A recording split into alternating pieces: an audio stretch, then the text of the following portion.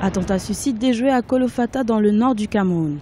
Un groupe d'autodéfense locale a empêché une attaque terroriste ce dimanche 3 janvier 2016.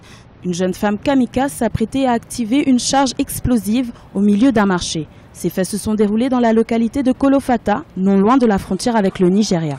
Des attentats qui auraient dû être perpétrés pour tuer de manière massive nos populations. Ces attentats ont été déjoués par le groupe de vigilance avec le soutien de forces de défense et de sécurité.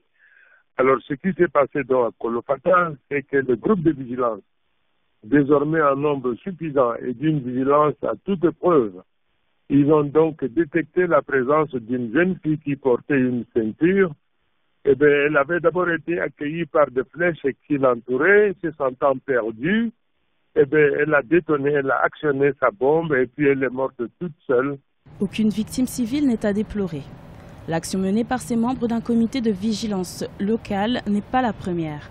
Le 28 novembre 2015, ces hommes bénévoles avaient empêché un carnage dans un attentat perpétré dans la localité de Waza, située au nord du Cameroun. C'est toute la ville en vérité qui est organisée, mais particulièrement ces groupes de vigilance avec des motos, avec des vélos, avec des flèches, bref.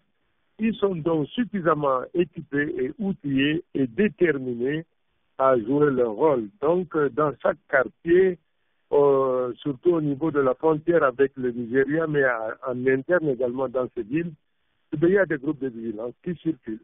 Depuis le deuxième semestre de l'année 2015, pas moins de 5 attentats suicides attribués au groupe Boko Haram ont été recensés dans le nord du pays. Lors de son adresse à la nation du 31 décembre 2015, le président Paul Biya n'a pas manqué de saluer les actes des groupes de vigilance qu'il a qualifiés de bravoure, parlant même de nouveaux héros de la lutte antiterroriste pour désigner ses défenseurs de la nation.